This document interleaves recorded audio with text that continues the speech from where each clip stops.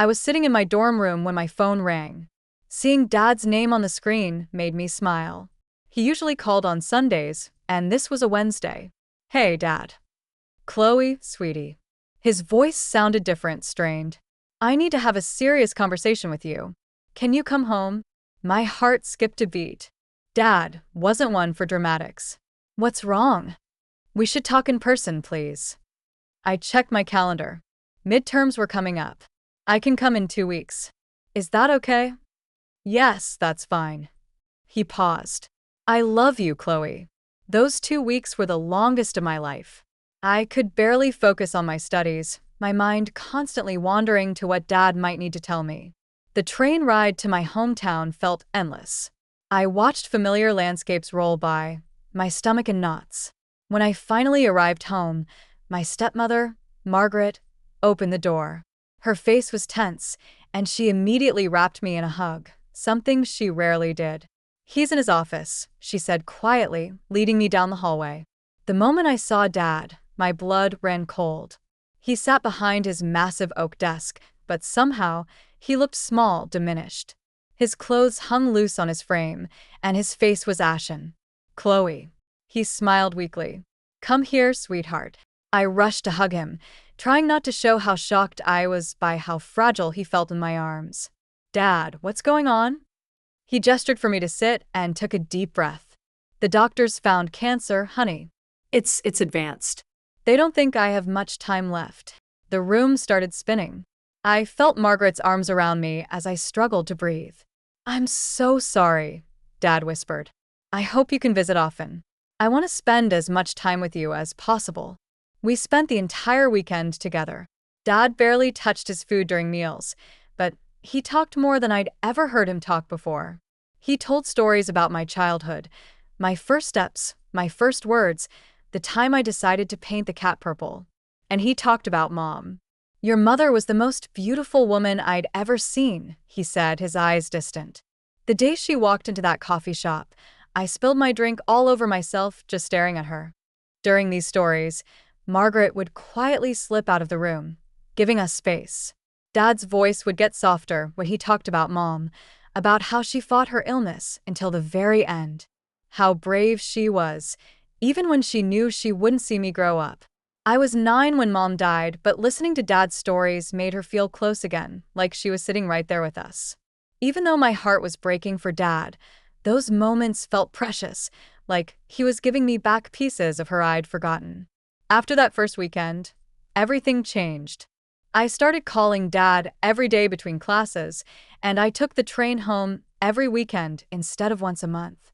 Each time I called, his voice sounded a little weaker, but he always brightened up when I told him about my classes or campus life. At first, Margaret seemed supportive, but as the weeks went by, something shifted. The welcoming hug stopped. Instead of warm greetings, I got curt nods. During meals, she'd sit there, pushing food around her plate, refusing to make eye contact. "How are your classes going, Chloe?" Dad would ask, trying to break the tension. "Good," I'd answer, watching Margaret's jaw clench. "I got an A on my psychology paper." "That's wonderful, sweetheart." Slam. Margaret would get up abruptly, her chair scraping against the floor, and storm off to the kitchen. Dad started chemotherapy in October. The hospital stays became longer, more frequent. During those times, the house felt like a war zone. Margaret stopped acknowledging my presence altogether. The sound of slamming doors followed me everywhere. The kitchen, her bedroom, the bathroom. Slam, slam, slam. One Friday evening, after spending the afternoon with Dad at the hospital, I came home starving. The house was dark and cold, no dinner smells, no pots on the stove. Nothing. I found Margaret in the living room, scrolling through her phone. "What's for dinner?" I asked. She looked up, her face hard. "I didn't make anything. I wasn't counting on having to feed you." The words felt like a slap. "What do you mean?"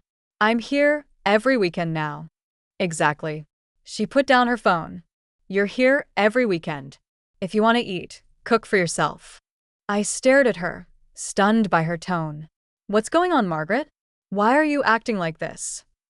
"Nothing's going on." Her voice dripped with sarcasm. I just think you're coming here a bit too often. My father has cancer, I said, my voice shaking. He's sick. Of course I'm coming to see him. She muttered something under her breath and turned back to her phone, dismissing me completely. I stood there for a moment, then went upstairs without dinner. As I lay in my bed, listening to another door slam somewhere in the house, I thought about telling Dad. But he had enough to worry about with his treatments. The last thing he needed was to know about the tension between his wife and daughter. After a month of intense chemotherapy, Dad was finally released from the hospital. His doctors seemed cautiously optimistic, saying his body was responding well to the treatment. When I got the news, I immediately booked my usual weekend train ticket home, eager to see him in better spirits. The autumn air was crisp as I walked up our driveway that Friday afternoon. Something felt different. There were more cars than usual parked outside. I recognized one of them instantly. Mark's sleek black Nissan that he never shut up about when we were teenagers. My stomach tightened. If Mark was here, that meant Jessica probably was too. I hadn't seen my step-siblings in over a year, and that was fine by me.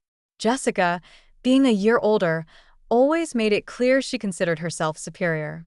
And Mark, 6 years my senior, treated me like I was too young to exist in his orbit. The front door was unlocked. As I stepped inside, I found Dad in his favorite armchair, looking tired but better than he had in weeks. His smile when he saw me made my heart warm. "There's my girl," he said, reaching for a hug. "How are you feeling, Dad?" Before we could talk more, Margaret appeared with Jessica and Mark in tow. I greeted them and excused myself to take my bags upstairs.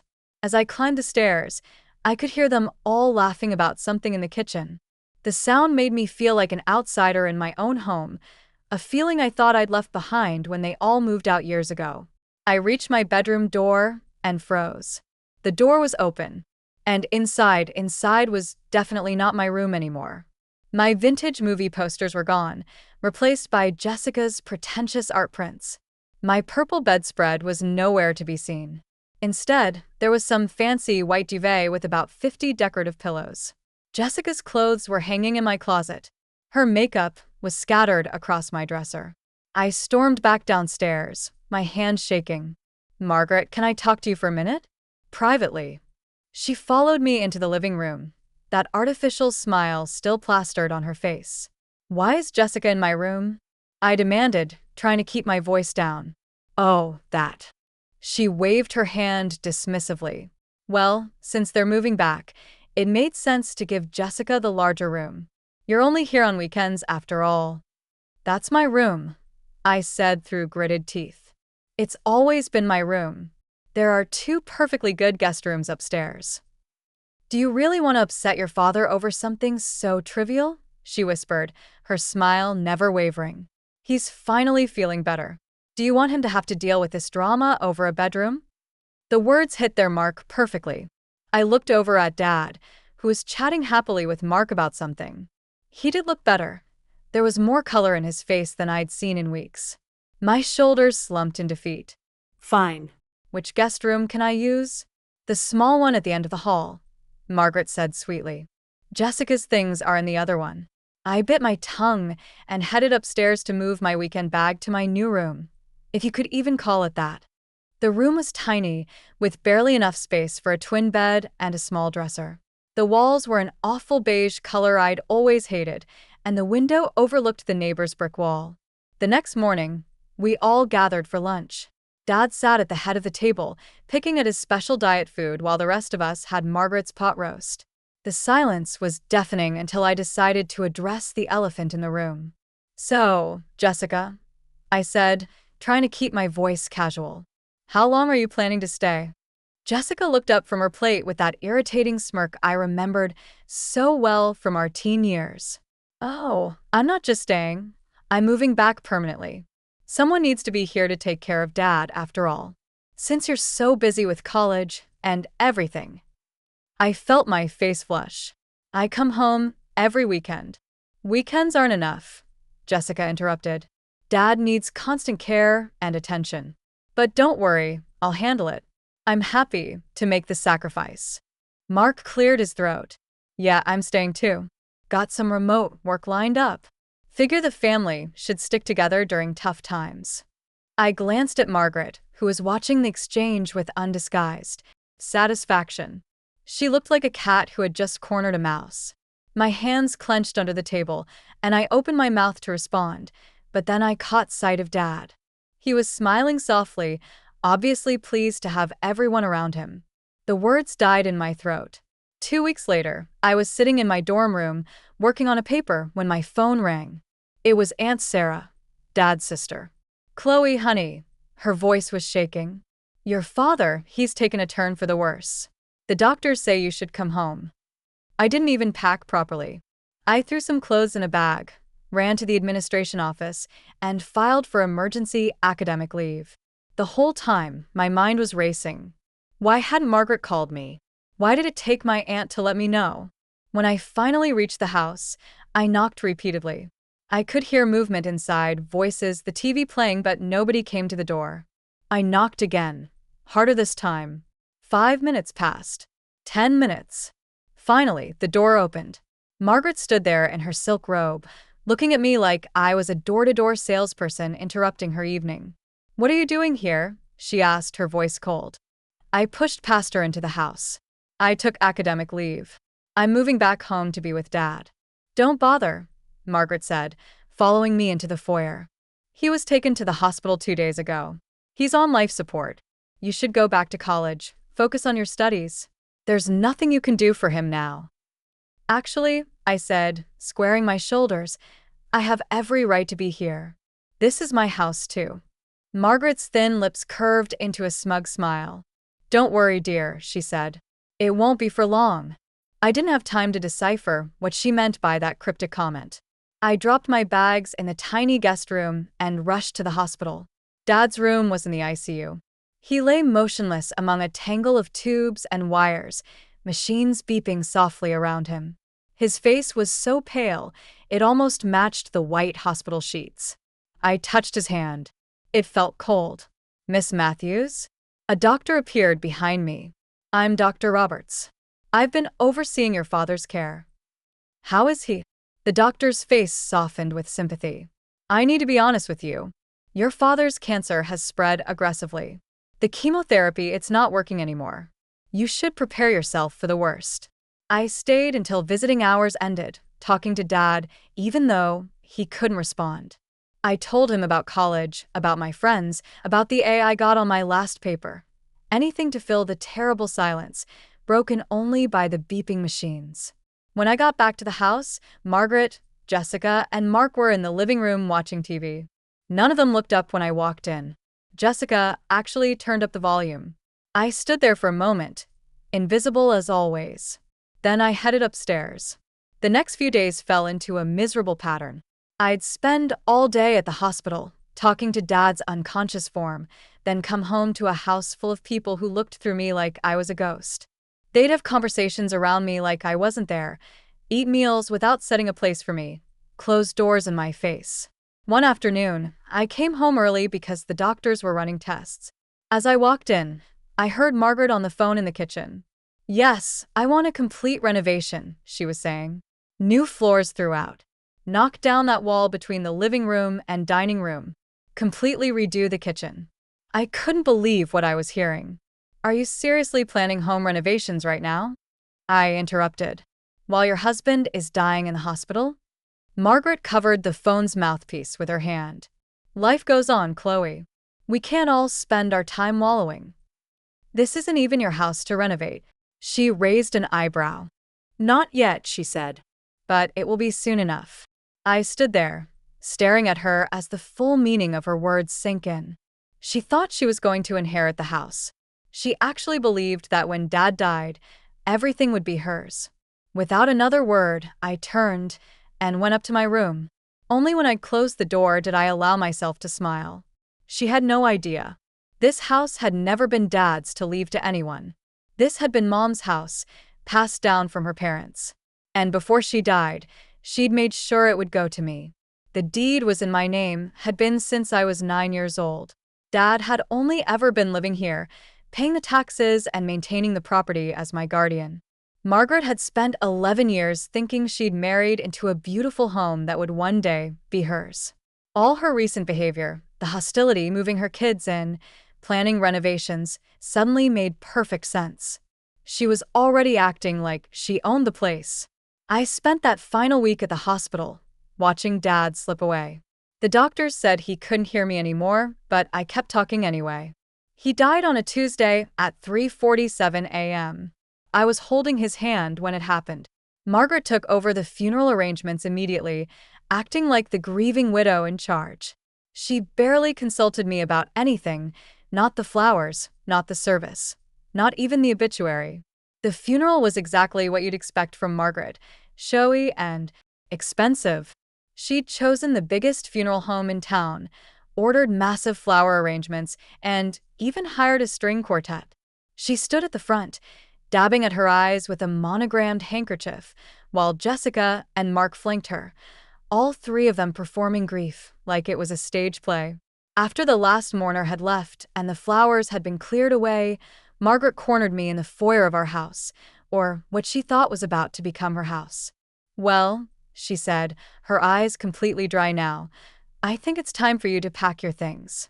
Jessica and Mark stood behind her, arms crossed, looking like bouncers at a club. I kept my face neutral. "I think we should wait for the reading of the will." Margaret's eye twitched. "That's just a formality. But fine if you insist on dragging this out." They made the next week hell. They'd slam doors when I walked by, have loud conversations about redecorating their house, and leave passive-aggressive notes about my things taking up space. I stayed in my tiny room most of the time, counting down the days until the will reading. Finally, Mr. Patterson, Dad's lawyer, came to the house. We all gathered in the living room, Margaret, Jessica, and Mark on the sofa, me in Mom's old armchair by the window. Mr. Patterson cleared his throat and began reading. "To my wife, Margaret, and her daughter, Jessica, I leave my collection of fine jewelry, including my late wife's diamond earrings." Margaret and Jessica exchanged satisfied smiles. "To Mark, I leave my new Mercedes, latest series." Mark's face lit up. "To my beloved daughter, Chloe, I leave the sum of $100,000. I saw Margaret's smirk widen. Mr. Patterson folded the paper. Margaret waited a beat, then asked with exaggerated innocence, "And the house? Who did my husband leave the house to?" Mr. Patterson looked at her calmly. "The house isn't mentioned in the will, Mrs. Matthews." Margaret's face reddened. "That's impossible. Check again. The will must be invalid if it doesn't mention our primary asset." I couldn't hold back any longer. I cleared my throat. "Actually, the house isn't in the will because it was never Dad's to give away. This was my mother's house. She left it to me in her will when I was 9. Dad was just living here as my guardian until I came of age." The silence that followed was deafening. 3 pairs of eyes stared at me in shock. Mr. Patterson gathered his papers awkwardly. "I should be going. My condolences again for your loss." He hurried out, leaving me alone with 3 people whose faces were frozen in disbelief. Margaret gripped the arm of the sofa so hard her knuckles turned white. "I always thought," she whispered. "I always believed the house belonged to your father." I shrugged, feeling oddly calm. "You should have checked instead of assuming. The property records are public." The shock on her face was starting to give way to something uglier. Jessica and Mark were exchanging panicked looks, probably realizing their grand plans of living here forever were crumbling. I stood up. "I'm giving you 2 weeks to find new accommodations and move out. I'm being generous, legally. I could make you leave immediately. But I didn't want to cause a scene while Dad was sick." "We're not going anywhere," Margaret shrieked, suddenly finding her voice. "This is our home." "No, it's not." "It's my home. My mother's home," I said firmly. "You have 2 weeks to figure it out, or I'll have to involve the police." They stormed off to their rooms, shooting me venomous looks. Moments later, I heard doors slamming throughout the house, followed by angry voices and the sound of things being thrown. I barely slept that night, half expecting them to try something. When I finally dozed off around dawn, it wasn't for long. A tremendous crashing sound jolted me awake. I ran downstairs to find Margaret in the living room, literally tearing the wallpaper off the walls with her bare hands. Strips of the pale blue paper lay in shreds on the floor. "What are you doing?" I shouted. "I picked this wallpaper," she screamed, ripping down another strip. "I bought it. I hung it myself. If you want me out, fine, but I'm taking what's mine. Stop it right now. I took care of this house for 11 years, she shrieked. She grabbed a vase from the mantel, Mom's favorite crystal vase. I lunged forward just in time to catch it before she could smash it. I cleaned it. I decorated it. I made it beautiful. You lived here rent-free for 11 years, I shot back. You never paid property taxes. Never even had a job. Dad paid for everything.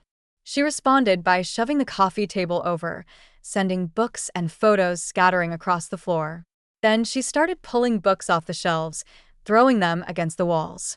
My hands were shaking as I pulled out my phone and dialed 911. The police arrived within minutes, lights flashing. By then, Margaret had moved on to the dining room, where she was pulling down the curtains, rod and all. Jessica and Mark had joined her, standing in the doorway, cheering her on. 2 officers entered, taking in the scene of destruction. "Ma'am," one officer said to Margaret, his voice firm, "what are doing constitutes criminal damage to property. If you don't stop immediately, we'll have no choice but to place you under arrest."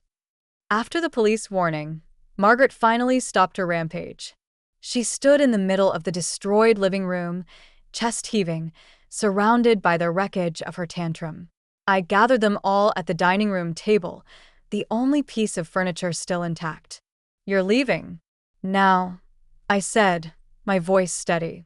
"Not in 2 weeks. Today. You've shown exactly who you are, and I want you out of my house immediately." "You can't just," Jessica started. "I can, and I will." I folded my arms. "Pack your things. Take what Dad left you in the will, the jewelry, the car, whatever else. But if you're not out of here by sunset, I'm calling the police again. And this time, they won't just give you a warning." They started swearing, hurling insults and threats. I pulled out my phone and started dialing 911 again. They got the message.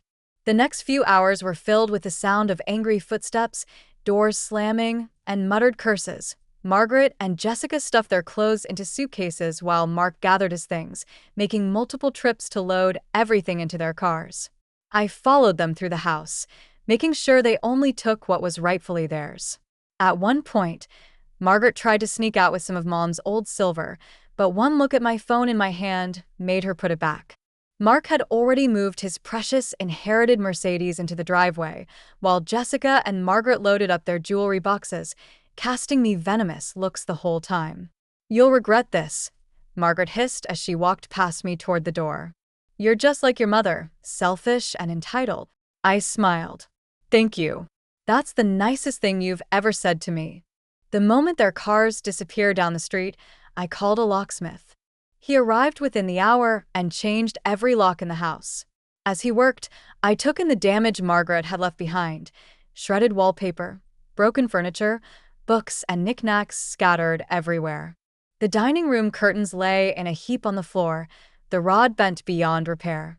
It would take weeks to fix everything. I called Aunt Sarah, my favorite relative and the only one who had seen through Margaret from the beginning. "The vultures are gone," I told her when she answered. "Thank God," she sighed. "How bad is the damage?" "Pretty bad. I need to hire contractors to fix everything, but I have to go back to college. Would you?" "Say no more, honey. I'll oversee the repairs." Once the house was restored, I planned to rent it out while I finished school, a proper lease with proper tenants. No more freeloaders. After hanging up, I walked through the house one last time. Despite the destruction, it felt lighter somehow, like a shadow had finally lifted. I ran my fingers along the walls, remembering how much Mom had loved this place, how she had made sure it would always be mine. The next morning, I boarded the train back to college, leaving Aunt Sarah with my keys and insurance information. As the train pulled away from the station, I felt something I hadn't felt since before Dad got sick. Hope. The house would be repaired. It would help fund my education through rental income. And most importantly, it would stay in the family just like Mom had wanted. Her legacy preserved. I never saw Margaret or her children again. Sometimes, I wonder if they ever think about how differently things might have turned out if they had just been kind, if they had treated me like family instead of an inconvenience. But mostly, I don't think about them at all.